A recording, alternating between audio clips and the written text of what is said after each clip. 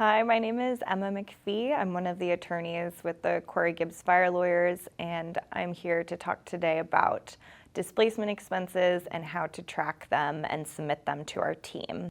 Generally, with a few exceptions, you want to think about displacement expenses as the cost that you incurred prior to securing long-term housing. And under California law, we need to prove that they are both reasonable and necessary in order to put them forward in the litigation. Common examples of displacement expenses include temporary housing, moving expenses, hotel costs, food in the weeks following the fire while you were still displaced. Those expenses can all be recovered through a displacement expenses claim. Another common one that we've been hearing about are for individuals who had electronic vehicles. The cost of charging your car when you might have had solar panels at home, that's an example of a cost that we can also recover as a displacement expense. Examples that do not count as displacement expenses are replacement furniture. So other than your immediate needs like clothing, food, and toiletries, we generally want to put any replacement items in your personal property inventory instead of in your displacement expenses. There's a key difference between your personal property inventory and displacement expenses. In your displacement expenses, you could claim the clothes that you had to buy in the immediate aftermath because those were immediate needs that you had.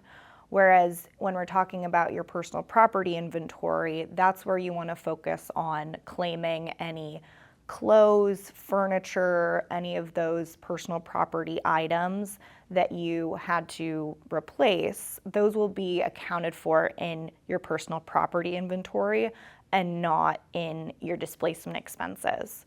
We're often asked how this interacts with insurance, and just to give a brief overview, insurance often covers some of these displacement expenses, and in the event that you did receive insurance money to cover these expenses, we ask that you still submit your displacement expenses because we may be able to recover what the insurance didn't cover. Logistically, in order to recover displacement expense, we're asking that you track every receipt and save it, if possible, in an electronic format. Even if you have a paper receipt, you could take a photo of it and submit that to us, and we can compile the receipts necessary to make your displacement expenses claim.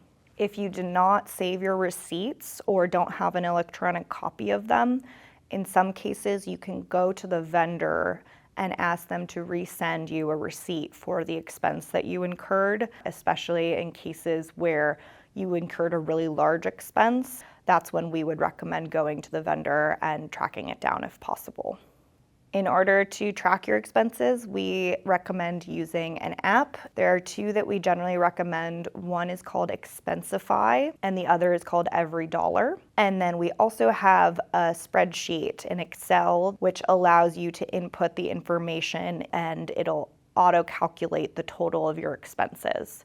So if you don't have a copy of that spreadsheet, please reach out to our team and we can resend it. Generally, what we're looking for is the expense, a description, the total amount that was charged, and whether or not you have the receipt. And if you do have the receipt, we're also asking you to send a copy of it. We're going to be hosting regular webinars where you can come and ask questions. But in the meantime, if you do have questions, please reach out to our team and we can help you navigate those.